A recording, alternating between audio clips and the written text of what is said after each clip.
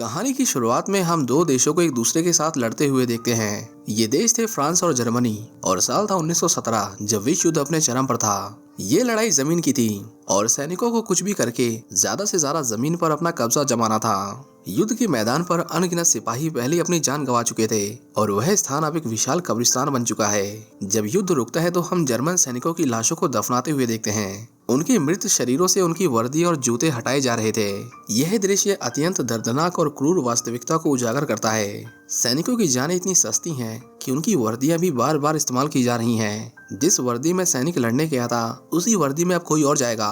यह युद्ध की उस क्रूर सच्चाई को दर्शाता है जहां मानव जीवन का कोई मूल्य नहीं। यहाँ केवल युद्ध और उसकी जरूरतें मायने रखती हैं। इन कपड़ों पर खून के धब्बे साफ देखे जा सकते हैं। कपड़ों में गोलियों और चाकू के कारण बने छेद उनकी त्रासदी की कहानी कहते हैं। कुछ महिलाएं उन कपड़ों को सिलती और रफू करती हैं ताकि यह पहचान में ही न आए कि यह कभी किसी मरे हुए सैनिक की वर्दी थी। जैसे ही इन कपड़ों को फिर से तैयार किया जाता है वे युद्ध के चक्र में एक बार और लौट आते हैं। 17 वर्षीय पॉल बोहेमर, उसके दोस्त अल्बर्ट क्रॉप, फ्रांस मुलर और लुडविग वेम उत्साह से भरे जर्मन सेना में भर्ती होते हैं। यह उनके लिए गर्व और जोश से भरा पल होता है जब वे स्कूल के हॉल में अन्य छात्रों के साथ खड़े होकर एक सरकारी अधिकारी का भाषण सुनते हैं। अधिकारी उनके दिलों में देश की सुरक्षा का बीज बोते हुए कहते हैं कि युद्ध में दुश्मन के सामने किसी भी तरह की कमजोरी या झिझक को देशद्रोह माना जाएगा।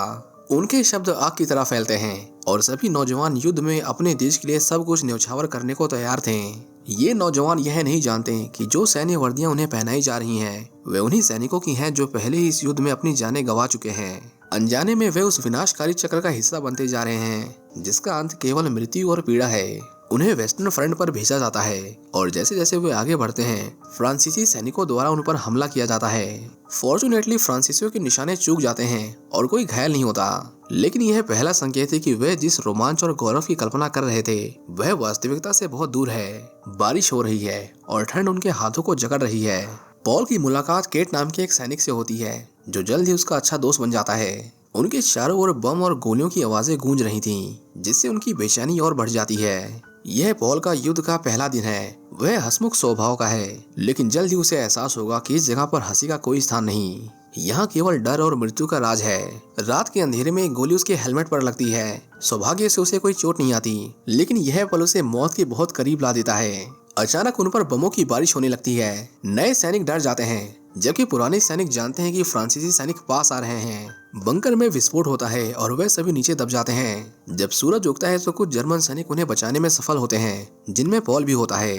उसे मरे हुए सैनिकों के टैग इकट्ठा करने का काम सौंपा जाता है जो उनके शवों की पहचान करते हैं। जैसे ही वह टैग इकट्ठा कर रहा होता है वह अपने दोस्त लुडविग का मृत शरीर देखता है। उसके मन में युद्ध की वीरता की छवि पूरी तरह से टूट जाती है और वह रो पड़ता है क्योंकि अब वह समझ चुका था कि वह नर्क के बीच में खड़ा है। इसी बीच 7 नवंबर 1918 को जर्मन राज्य सचिव मैथियस एस्बर्गर, जो सैनिकों की निरंतर होती हानि से थक चुके हैं, मित्र राष्ट्रों के साथ युद्ध विराम की बातचीत शुरू करने के लिए जर्मन हाई कमांड से मिलते हैं। युद्ध को समाप्त करने की कोशिशें तेज होती जा रही थीं, जबकि दूसरी ओर पॉल और कैट फ्रांस के कब्जे वाले क्षेत्र में होते हैं। अपने जीवन को खतरे में डालते हुए वे किसान के यहाँ से हंस चुराने की कोशिश करते हैं। किसान उन पर गोलियां चलाता है, लेकिन वे बचकर भाग निकलते हैं। वे हंस को पकाते हैं और उसका स्वाद लेते हैं। जब वे हंस का मांस खा रहे थे तो उन्हें कुछ फ्रांसीसी लड़कियां पास से गुजरती दिखीं।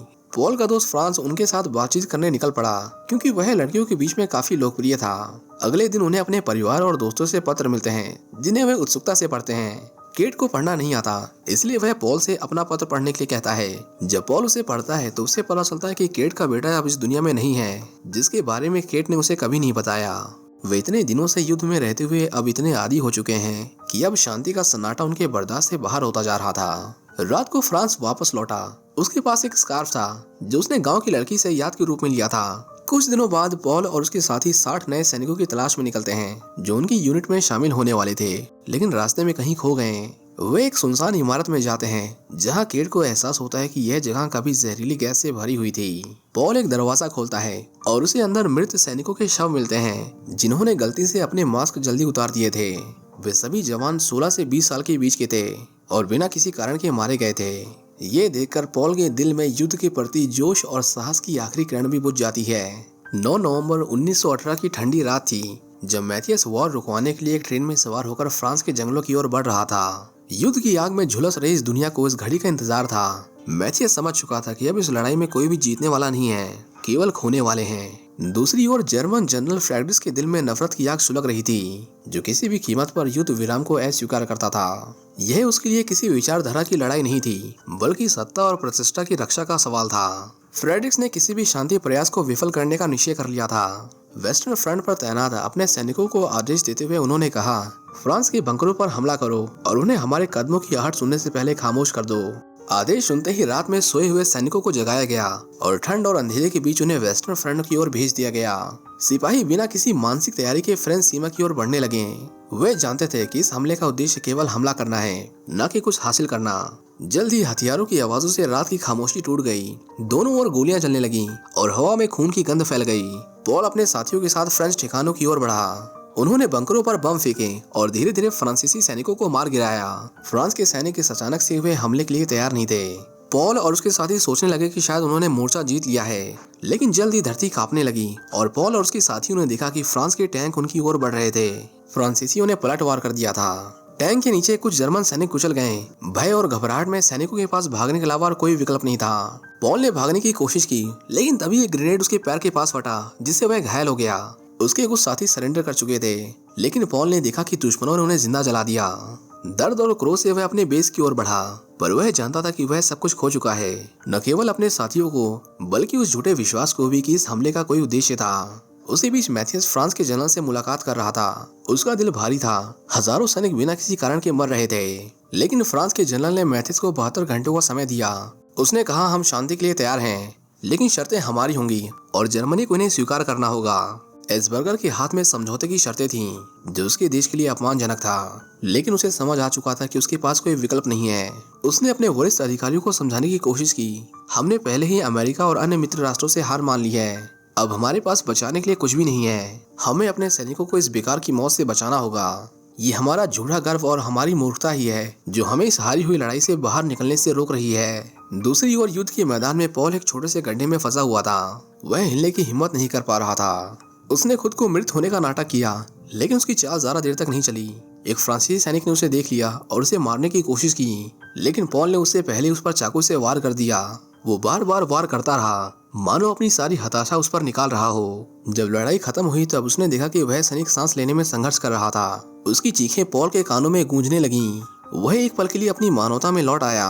वो उस फ्रांसीसी सैनिक के पास गया, उसे पानी पिलाया और उसके घावों को साफ करने की कोशिश की, लेकिन बहुत देर हो चुकी थी। सैनिक मर गया। पॉल ने उसके मृत शरीर से माफी मांगी और उसने देखा कि उस सैनिक की भी एक बेटी और एक पत्नी थी। वह भी उसी तरह अपने देश के लिए लड़ रहा था जैसे पॉल। धीरे धीरे युद्ध की आवाजें थमने लगीं और पॉल ने पक्षियों की चहचहाहट सुनी। मैथियस फ्रांस के साथ शांति के दस्तावेजों पर हस्ताक्षर कराने की कोशिश में व्यस्त था, लेकिन युद्ध के मैदान में पॉल जैसे हजारों सैनिक अब भी बिना किसी उद्देश्य के मर रहे थे। उनका जीवन एक मजाक बन गया था, ऐसे नेताओं के हाथों जो दूर बैठकर बस नीतियां बना रहे थे, जबकि सैनिक अपने अस्तित्व की लड़ाई लड़ रहे थे। मैथियस को एक टेलीग्राम मिला। उसमें लिखा था कि जर्मनी और फ्रांस के बीच शांति समझौते की बातचीत तय हो गई है। फ्रांसीसी जनरलों की शर्तों पर यह संधि होनी थी और मैथियस को इसका मूल्य बहुत भयंकर लगा।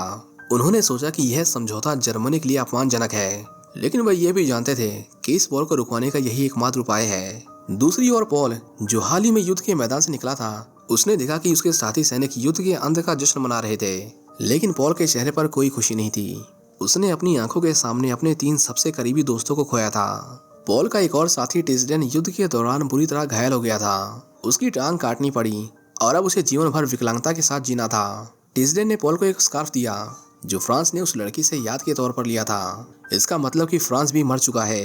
टिस्डेन अब युद्ध का इंतजार नहीं कर रहा था। वह अपने विकलांग जीवन से मुक्ति चाहता था। उसने खाने के दौरान खुद को मार लिया क्योंकि वह अपंग होकर घर वापस नहीं जाना चाहता था। यह दृश्य पॉल के लिए अत्यधिक पीड़ादायक था, जिसे शब्दों में बयां करना मुश्किल है। युद्ध की समाप्ति के बाद भी कुछ लोग थे जो इसे समाप्त होते देखना नहीं चाहते थे।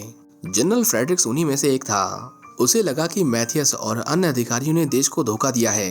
फ्रेडरिक्स को अब भी 6 घंटे का समय मिला था क्योंकि संधि पर हस्ताक्षर हो चुके थे, लेकिन युद्ध को आधिकारिक रूप से सुबह 11 बजे समाप्त होना था। उसने नए भर्ती हुए सैनिकों को इकट्ठा किया और फ्रांसीसियों पर अंतिम हमला करने की योजना बनाई। उसके लिए युद्ध का अंत तब होगा जब वह अपने दुश्मनों का सामना कर लेगा, भले ही उसके लिए उसे कोई भी कीमत चुकानी पड़े। फ्रेडरिक्स के इस अंधे जुनून ने कई और निर्दोष जिंदगियों को जोखिम में डाल दिया। उसके आदेश पर सैनिकों को युद्ध के मोर्चे पर भेजा गया। कुछ पुराने सैनिकों ने विरोध किया, लेकिन उन्हें गोलियों से भून दिया गया। पॉल ने महसूस किया कि यह युद्ध किसी देश या लोगों के लिए नहीं लड़ा जा रहा था, बल्कि उन लोगों के लिए था जो सत्ता के भूखे थे। केट जंग में लौटने से पहले एक आखिरी बार फ्रांसीसी किसानों के बाड़े से हंस चुराना चाहता था। उसने पॉल को अंडे चुराने के लिए भेजा, लेकिन वहाँ किसान के बेटे ने उसे देख लिया। किसी तरह वे दोनों भाग निकले और फिर उन्होंने कच्चे अंडे पी लिए। पर जैसे ही वे दूर गए, किसान के बेटे ने केट पर गोली चला दी। पॉल ने केट को डॉक्टर के पास ले जाने की कोशिश की, लेकिन वहां जाकर उसे पता चला कि उसकी मौत हो चुकी थी। वही ये मानने को तैयार नहीं था कि उसका सबसे अच्छा दोस्त मर चुका है, लेकिन डॉक्टर ने उसे समझाया कि केट के शरीर में छोटी सी गोली उसे मारने के लिए काफी थी। पॉल ने महसूस किया कि असल में केट को गोली ने नहीं मारा, बल्कि उसे सामान्य जीवन में लौटने की इच्छा की कमी ने मारा था। अचानक सायरन बजा। जनरल फ्रेडरिक्स ने एक और हमला करने का आदेश दिया। वह चाहता था कि युद्ध का अंतिम क्षण उसके लिए विजय की तरह हो। पॉल भी उन सैनिकों में शामिल था जिन्हें युद्ध के आखिरी घंटों में लड़ने के लिए भेजा गया। लड़ाई खत्म होने में अभी भी 15 मिनट बचे हुए थे और वे फ्रांसीसी बंकरों पर हमला करने के लिए गए। फ्रांसीसी सैनिक अनजान थे कि युद्ध अभी खत्म नहीं हुआ था। पॉल ने कई फ्रांसीसी सैनिकों को मार दिया और फिर एक बंकर में घुस गया, जहां उसका सामना एक सैनिक से हुआ। दोनों ने हाथों से लड़ाई की, लेकिन तभी अंधेरे में किसी ने पॉल को चाकू मार दिया। ठीक 11 बजे युद्ध समाप्त हो गया, लेकिन पॉल बुरी तरह घायल हो चुका था। जिस सैनिक ने उसे मारा था, उसने वॉर खत्म होने के बाद उस पर हमला नहीं किया। वॉर खत्म हो चुकी थी और सभी सैनिक अपनी अपनी सीमाओं पर वापस लौट रहे थे। पॉल का शरीर वहीं पड़ा रहा। एक युवा जर्मन सैनिक उसके पास आया। उसकी आंखों में आंसू थे, क्योंकि पॉल ने उसकी जान बचाई थी। उसने पॉल की दोस्त फ्रांस का स्कार्फ लिया और उसे अपनी गर्दन के चारों ओर लपेट लिया, पर उसने पॉल का टैग नहीं उठाया। वो टैग शहीद हुए सैनिकों की निशानी थी और अब किसी को नहीं पता चलेगा कि पॉल ने इस लड़ाई में कभी हिस्सा भी लिया था। पॉल की मौत उसके नाम और पहचान के बिना यह बताती है कि युद्ध में कितनी जिंदगियां बेनाम रह जाती हैं। वह युद्ध जो कभी उम्मीदों और सपनों से भरे युवाओं के जीवन को तबाह कर देता है, आखिर में उन्हें एक अज्ञात और बेनाम मौत देता है। युद्ध का यह अंत संदेश देता है कि युद्ध में कोई विजेता नहीं होता। चाहे कितनी भी लड़ाइयां जीती जाएं, अंत में केवल नुकसान, दर्द और अनगिनत जिंदगियों की तबाही ही बचती है। पॉल, कैट, फ्रांस जैसे सैनिक जो कभी सामान्य जीवन जीने का सपना देख रहे थे, अब युद्ध की क्रूरता और राजनीति का शिकार हो गए। उनके लिए युद्ध का कोई मतलब नहीं था और उनकी मौतें भी किसी बड़े उद्देश्य के लिए नहीं थीं। अंत में हमें बताया जाता है कि जिस जमीन के टुकड़े के लिए दोनों देश आपस में लड़ रहे थे, दोनों में से किसी को कुछ नहीं मिला। सीमा मुश्किल से ही बस कुछ मीटर आगे पीछे हुई, लेकिन सिर्फ इस कोशिश में 30 लाख से भी अधिक सैनिकों ने अपनी जानें गंवा दी और इस तरह पहले विश्व युद्ध ने कुल 1,70,00,000 से भी अधिक लोगों की जान ले ली। इसी के साथ ये मूवी यहीं पर खत्म हो जाती है। उम्मीद करता हूँ कि आपको ये कहानी पसंद आई होगी। ऐसे ही और वीडियोस के लिए सब्सक्राइब करें और मैं मिलूंगा आपसे अगली वीडियो में। Thanks for watching.